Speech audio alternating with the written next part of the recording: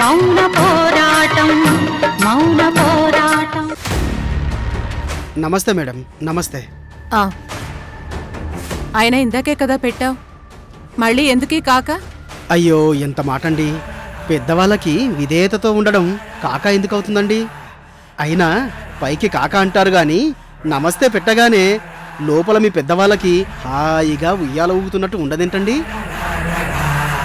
నువ్వు వీళ్ళ దగ్గర ఇన్నేళ్లుగా ఎలా వర్క్ చేస్తున్నావా అనుకున్నాను. సూటిగానే భజన అన్నమాట. ఏదో మీ అభిమానం అండి. సరేగాని అతను ఆ మురారి వచ్చాడా? ఇంకా రాలేదు మేడం. ఇదిగో కాసేపట్లో వచ్చేస్తాడు. ఇంకా రాకపోవడమేంటి? ఇష్టం వచ్చినప్పుడు ఆఫీస్కి వస్తే ఎలా? అతను వస్తే ఒకసారి లోపలికి రమ్మను. అలాగే మేడం. నమస్తే మేడం.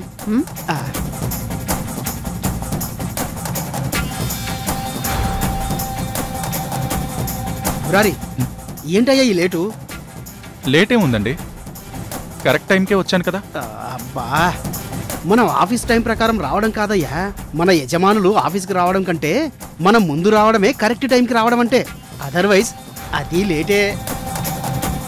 వాళ్ళకి ఇష్టం వచ్చినప్పుడు ఆఫీస్కి వస్తే మనకెలా తెలుస్తుంది ముందొచ్చారని? అయినా ఆఫీస్ టైంకే నేను వస్తాను, ముందే రావాలని అగ్రిమెంట్లో ఏం లేదు. త్వరగా వెళ్ళు, నిన్ను పిలుస్తున్నారు. ఎక్కడికి వెళ్తున్నావు? సార్ ఛాంబర్కి. అబ్బా, సార్ కాదు నిన్ను రమ్మంది మేడం సువర్ణ గారు. సువర్ణనా? ఆవిడే. వెళ్ళు, ఆవిడే ఛాంబర్కే. త్వరగా వెళ్ళు.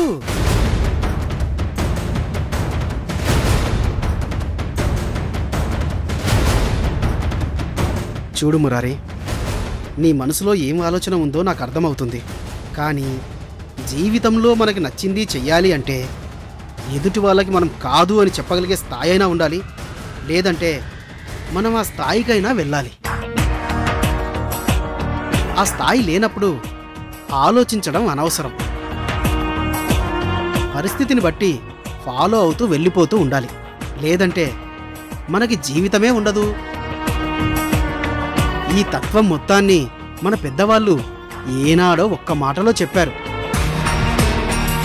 పేదవాడి కోపం పెదవికి చేటు అని. వెళ్ళు, వెళ్ళి నీకు చెప్పిన పని నువ్వు చెయ్యి. నీ కోపం ఎలా తీరుతుందో కాలమే చెప్తుంది. వెళ్ళు మురారి, వెళ్ళు. వెళ్తాను సార్. లోపలికి వెళ్ళి నా బ్యాగ్ పెట్టేసి అక్కడికి వెళ్తాను. వెళ్ళు.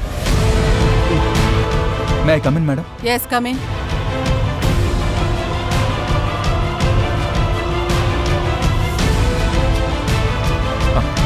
మేడం, నిన్న మా విశాలాక్షి మేడం చెప్పిన డీటెయిల్స్ ప్రకారం నేను ఒక ఐడియా ప్రిపేర్ చేసుకుని వచ్చాను మేడం.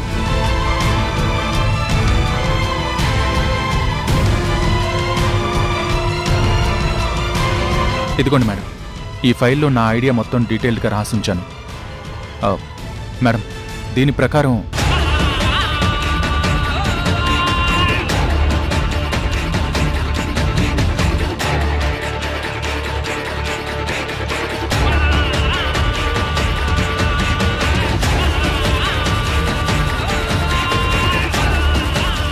ఒక్క నిమిషం మురారి.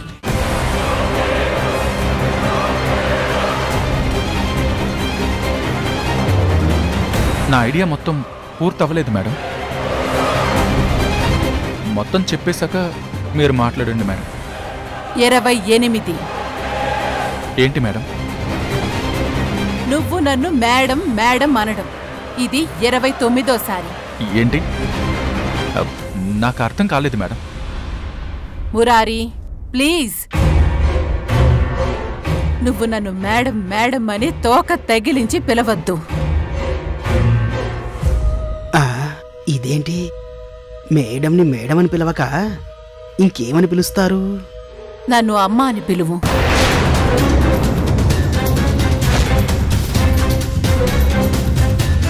ఏంటి, అమ్మ అని పిలవాలా? ఇదేంటి? ఏంటి మురారి, ఏం మాట్లాడవు? నేను మా అమ్మ దుర్గమ్మ కోసం తప్ప ఈ ప్రపంచంలో ఇంకెవరికి ఆ పదం ఉపయోగించను మేడం. మురారి, నీ చెప్పేది విను. అమ్మ అనే మాట వినాలనుకునే మనిషికి ఓ అర్హత యోగ్యత ఉండాలి. నాతో అలా అనిపించుకునే అర్హత యోగ్యత మా అమ్మకి తప్ప ఇంకెవ్వరికీ లేదు మేడం. ప్లీజ్ మురారి. ఇది ఆఫీస్. నేను ఈ ఆఫీస్లో స్టాఫ్ని. నేనిక్కడికి పని చేయడానికి మాత్రమే వస్తున్నాను. చేసిన పనికి జీతం తీసుకుంటున్నాను కాబట్టి ఇక్కడ నేను పని గురించి తప్ప మనుషుల గురించి మాట్లాడను. మేడం, ఇక్కడ నన్ను ఒకరి కింద పని చేయమని ప్రెషర్ పెట్టగలరేమో కానీ నా పర్సనల్ మ్యాటర్స్లోకి ఎంటర్ అవ్వలేరు. నేను ఆ ఛాన్స్ ఎవ్వరికీ ఇవ్వను. ఇక్కడ నా నుంచి ఎవరైనా రెస్పెక్ట్ ఎక్స్పెక్ట్ చేయొచ్చు, కానీ ఎవ్వరికి ఇవ్వాల్సిందే వాళ్ళకిస్తాను. ఇదేంటి, ఈవిడికి ఇదేం కోరిక? మురారితో అమ్మాని పిలిపించుకోవాలనుకోవడం ఏంటి? అలా పిలిపించుకుని ఏం చేస్తుంది? తన ఆస్తి అంతా అతనికి రాసిస్తుందా? మురారిని పెంచుకుంటుందా? అమ్మో అమ్మో, నిజంగా అదే జరిగితే దీనికి మించిన అదృష్టం ఇంకేమన్నా ఉంటుందా? ఈ మురారి ఒకడు ఆవిడ ఇంటెన్షన్ అర్థం చేసుకోకుండా అడ్డంగా పుల్ల విరిచేస్తాడు. ఈవిడైనా ఆ మాట మురారితో అనిపించుకోవాలనుకోవడం ఎందుకు? వయసు ఎక్కువే అయినా నన్ను అనమంటే నేను అనను. అంత ఆస్తి ఇస్తానంటే అమ్మానేం కర్మ, అమ్మమ్మ అని కూడా అనేద్దును. సరే మురారి, నీ ఐడియా గురించిన డిస్కషన్ ఆపే. మధ్యాహ్నం లంచ్కి ఇక్కడికి వచ్చాయి. ఈరోజు నీకు బాగా ఇష్టమని బొమ్మడాయిల పులుసు చేయించుకొని వచ్చాను. సారీ మేడం, మీకు ఎవరు చెప్పారో కానీ బొమ్మిడాయల పులుసు అంటే నాకు చాలా అసహ్యం. నేను అస్సలు తినను. కానీ మరి ఆ రోజు ఆ రోజు అంటే ఏ రోజు మేడం? పాయసంలో పాయిజన్ కలిపిన రోజా?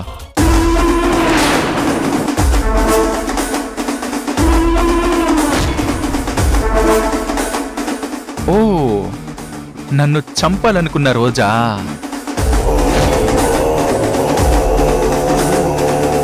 ఇదేంటి, ఇప్పటి వరకు గట్టి గట్టిగా మాట్లాడుకున్నారు, ఇప్పుడేమైంది?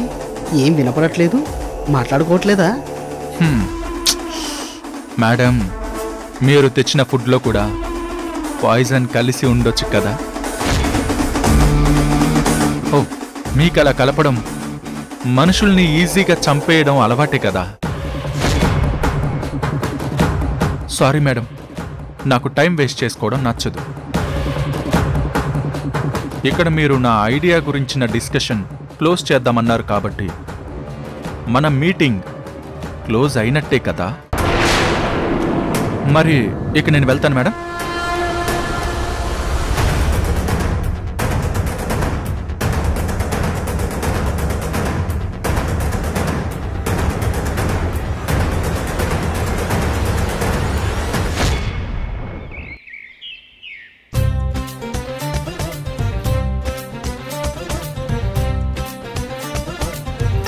శ్రీ ఆంజనేయ. ఆంజనేయ స్వామి, నేనిప్పుడు చాలా ధైర్యంగా ఉన్నాను. మహేంద్ర వాళ్ళని ఎదిరించబోతున్నాను.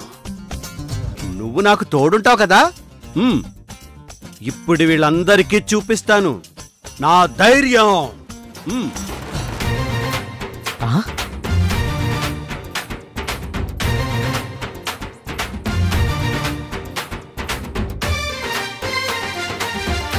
ఇదేంటి, చిన్నయ్య గారి నడకే చాలా తేడాగా ఉంది. ముందుకొచ్చిన వెదురు బద్దను మింగినట్టు ఎప్పుడు కొంచెం ముందుకొంగి నడిచేవారు, ఇప్పుడు పూర్తిగా వెనక్కి విరుచుకుని నడుస్తున్నారేంటి? మింగిన బద్ద వెనక్కి తిరిగిందా ఏంటి? అయ్యగారు, ఏంటండి ఇది, ఇలా నడుస్తున్నారేంటి మీరు? ఎలా ఉంది సత్యనా నడక? వెనకేదో పెద్ద బరువు కట్టినట్టుగా నడుస్తున్నారండి. సత్తే, నీకేం తెలీదు. ఇంటి యజమానులు ఇలాగే నడుస్తారు. ఓ అలాగా? అంటే మీరిప్పుడు ఇంటి యజమానా? ఇప్పుడు కాదు, ఇక నుంచి నేనే యజమానిని. చిన్నయ్య గారు మొన్న కూడా ఇలాగే అన్నారు. వెంటనే మహేంద్ర గారు మిమ్మల్ని బాగా కొట్టేశారు. ఇక నుంచి నన్నెవరూ కొట్టలేరు సత్తే. జానకి దుర్గమ్మ బలం ఇచ్చినట్టు నాకు ఆంజనేయ స్వామి బలం ఇచ్చాడు.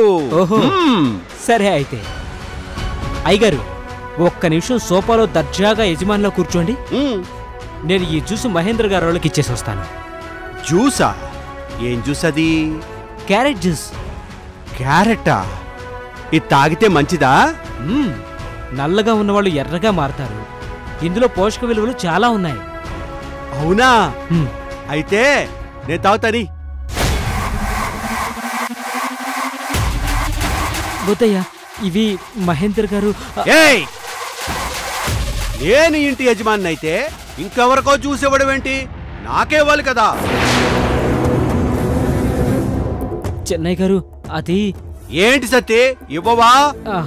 అయ్యగారు అది. ఇవ్వో.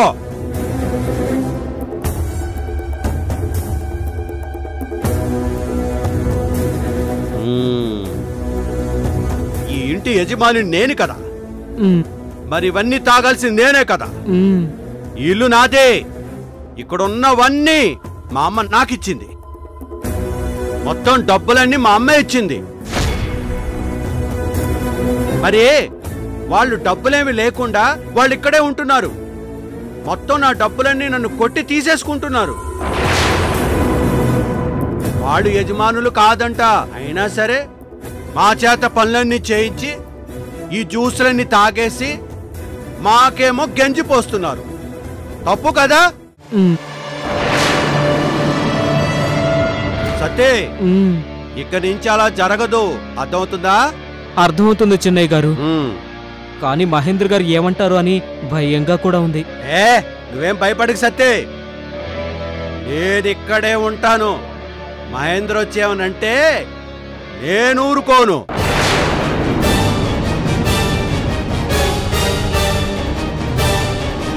విశాలాక్షి నన్ను పేరు పెట్టి పిలుస్తున్నాడు. వీడికి నిన్నే చాలా స్ట్రాంగ్ డోస్ ఇచ్చాను, అయినా వీడలా వాగుతున్నాడేంటి? వాడికి నిన్న కొట్టింది సరిగ్గా సరిపోయినట్టు లేదు. సత్తే, బాగుందరా? ఇక నుంచి నువ్వెవరికి పని చేయక్కర్లేదు. నేను చెప్పిందే వినాలి, నేను చెప్పిందే చెయ్యాలి. మహేంద్రకి, విశాలాక్షికి, రుద్రకి నువ్వు ఈ రోజు నుంచి జ్యూసులు ఇవ్వద్దు, కోడికూర పెట్టొద్దు. ఇన్ని రోజులు వాళ్ళు నా చేత, జానకి చేత, సౌందర్య చేత గంజి మాత్రమే తాగించారు. ఒక్కో రోజు కూడా అన్నం కూర తిననివ్వలేదు. అందుకే వాళ్ళు కూడా ఈ రోజు నుంచి భోజనం చేయకూడదు. మేము మంచి భోజనం చేస్తాం, వాళ్ళేమో గంజి తాగుతారు. మాకు గంజా? What is this? అమ్మా, ఆ పిచ్చోడు మనల్ని గంజి తాగమంటున్నాడమ్మా. నేను గంజి తాగల. రుద్ర, వాడు తాగమంటే మనం తాగుతావా? మనకి గంజి పెట్టే ధైర్యం ఆ సత్తిగాడుకుందా? సతే, ఇక నుంచి నేను చెప్పిందా వాళ్ళకి పెట్టాలి, సరేనా? అలాగే అయ్యగారు.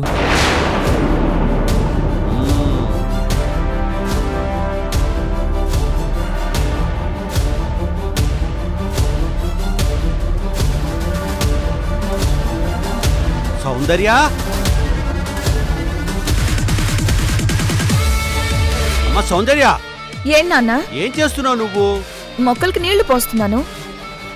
అయ్యో, నువ్వు ఈ ఇంటి యజమాని కూతురువి అంటే నువ్వు కూడా ఇంటి యజమానివి. నువ్వే పని చేయకూడదు. రా, వచ్చి కూర్చో. అది కాదు నాన్న. నువ్వు రా, చెప్తాను. రా నాన్న. రా. ఏం నాన్న? ఇదిగో ఈ సోఫాలో కూర్చో. కూర్చో. సతీ, సౌందర్యకి జ్యూస్ తీసుకురా. రా. అయ్యగారు, తాగు.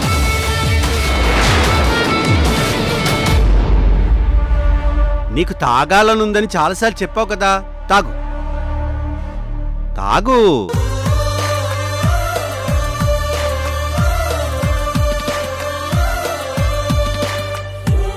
ఎలా ఉంది? చాలా బాగుంది నాన్న. బాగుంటుంది. సౌందర్య, ఈసారి నుంచి నీకు జ్యూస్ తాగాలనిపిస్తే సత్తికి చెప్పు, చేసిస్తాడు. ఏ సత్తి? ఇక్కడి నుంచి నీకేం కావాలనిపిస్తే తిను. సత్తి, ఇదిగో ఈ గ్లాస్ తీసుకెళ్లి జానకి ఇవ్వు. అయ్యగారు, మహేంద్ర గారు చంపేస్తారయ్యా. సత్తే, మహేంద్ర ఇంకా నన్ను కొట్టలేడు, నిజం. కొడితే నేను మహేంద్రని కొట్టేస్తాను, బాగా కొట్టేస్తాను. నువ్వు వాళ్ళ కోసం గంజి చేసి పెట్టు, వాళ్ళు అడిగితే అదేవు. అమ్మ సౌందర్య, ఇదిగో నువ్వు కాలు మీద కాలేసుకో. ఏమైంది? నేను చూడు, మహేంద్ర వేసుకున్నట్టు ఎలా వేసుకున్నారో నువ్వు కూడా రుద్రలాగా కాలు మీద కాలేసుకోమ్మా. వేసుకో, వేసుకోమ్మా. అది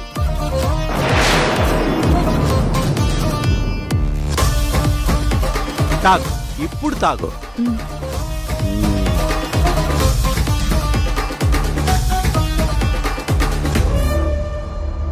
సత్య, నువ్వు మహేంద్ర వాళ్ళ కోసం వండేవన్నీ మాకుండు,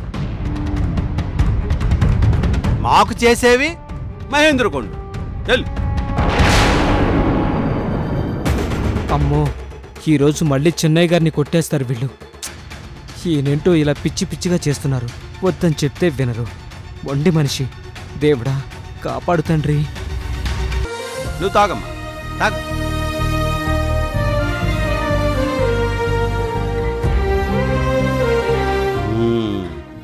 బాగుంది కదమ్మా? బాగుంది నాన్న. మహేంద్ర, ఇంకా ఏంటి చూస్తున్నావు? అక్కడ ఏమన్నా 3D స్క్రీన్లో సినిమా కనపడుతుందా? వెళ్ళు. ఇలాంటి గొంతు మళ్ళీ లేవకుండా బుద్ధి చెప్పు. చెప్తా వాడి సంగతి. మహేంద్ర, వాడికి చేత్తో కొడితే భయం రాదు. కొరడా అయితేనే వీడు బాత్రూంలోకి పరిగెడతాడు. వెళ్ళు.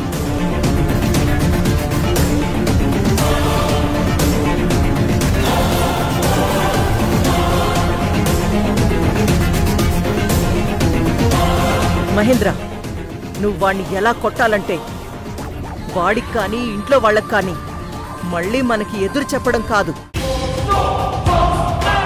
కనీసం మనకి ఎదురు పడాలన్నా భయంతో వణికిపోవాలి. అంతేకాదు డాడ్, వాళ్ళని బాగా కొట్టాక ఆ దెబ్బలు తగ్గించుకోవాలని ఏ హాస్పిటల్కి వెళ్ళనివ్వద్దు. వాళ్ళ దెబ్బలతో కొన్ని రోజుల వరకు బాధపడుతూ ఉండాలి. అవి తగ్గేలోపు మళ్ళీ సీన్ కోటింగ్ రిపీట్ చేయాలి. అవును మహేంద్ర, దెబ్బ పుండుగా మారగానే మళ్ళీ దాని మీద దెబ్బ పడితే అప్పుడు నొప్పి భరించలేనంతగా ఉంటుంది. అప్పుడే వాళ్ళకి మనమంటే విపరీతమైన భయం ఏర్పడుతుంది. ఈ రోజు వాడు నా చేతిలో చావు ముఖం చూస్తాడు.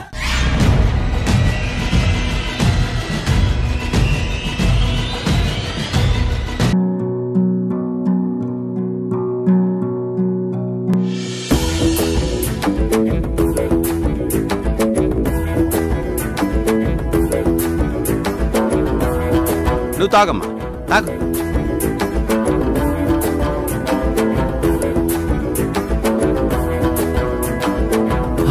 అమ్మా దుర్గా, వీడు వీడు నా కొడుకేనా? నా కొడుకు ఇలా సోఫాలో కాలు మీద కాలేసుకుని రాజాలా?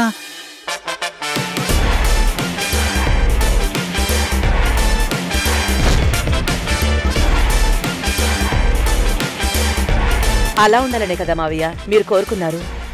ఇక నుంచి అతను ఇలాగే రాజులాగే ఉంటాడు.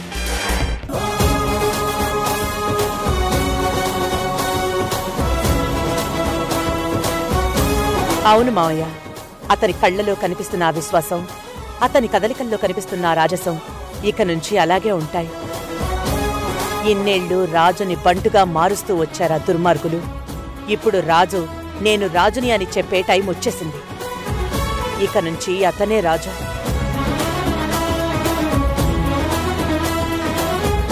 కానీ అమ్మగారు, మహేంద్ర గారు వచ్చేస్తున్నారమ్మా. మహేంద్ర గారు కొరడాతో వచ్చేస్తున్నారు. అమ్మ దుర్గా, అదిగో వాడు వచ్చేస్తున్నాడు. అయ్యో మావయ్య, కంగారు పడకండి మావయ్య, వచ్చాక తెలుస్తుంది అతనికి కళ్యాణ్ రాముల్లో వచ్చిన మార్పేంటో. అమ్మో, చాలా కోపంగా వస్తున్నాడమ్మా. ఆ కోపం నా కొడుకు మీద చూపిస్తే వాడు చచ్చిపోతాడమ్మా. అయ్యో, మీరు చూస్తుండండి మావయ్య, ఏం జరుగుతుందో. నేను ఉండలేనమ్మా. అరే నేను ఉండలేను. అయ్యో మావయ్య,